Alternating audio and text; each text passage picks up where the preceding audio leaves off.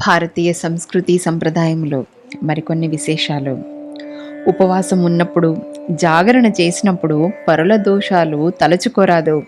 శివాలయంలో నందికి దగ్గరగా దీపారాధన చేయరాదు.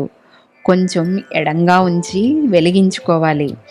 తల వెంట్రుకలతో కూడిన అన్నము పండితులకు, గురువులకు పెట్టరాదు. సాధ్యమైనంత జాగ్రత్త వహించాలి.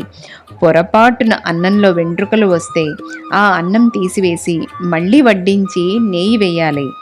అన్నం తింటున్న వారినెవరినీ తిట్టరాదు, దెప్పి పొడవరాదు. నిజం తెలుసుకోకుండా ఎవరినీ నిందించరాదు, అభాండాలు వేయరాదు.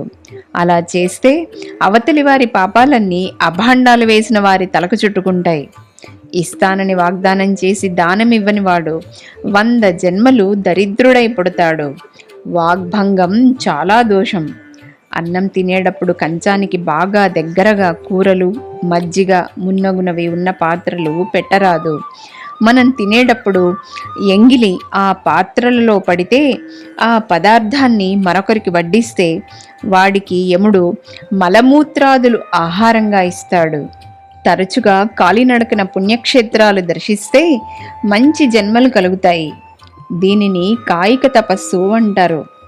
గురువునకు ఉపదేశ సమయాలలో కానీ, పురాణాదులు వినేటప్పుడు కానీ పాదాలు ఒత్తితే 7 జన్మల పాపాలు తొలగుతాయి.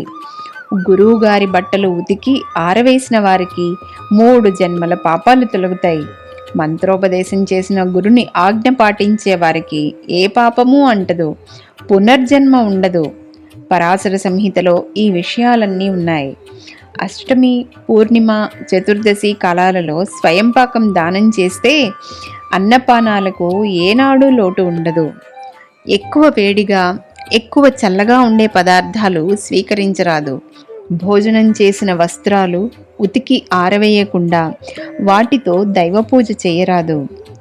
శవాన్ని శ్మశానం దాకా మోసినా, శవాన్ని ఇంటి దగ్గర ఉండడానికి అనుమతి ఇచ్చినా నరకానికి పోకుండా స్వర్గానికి పోతాము.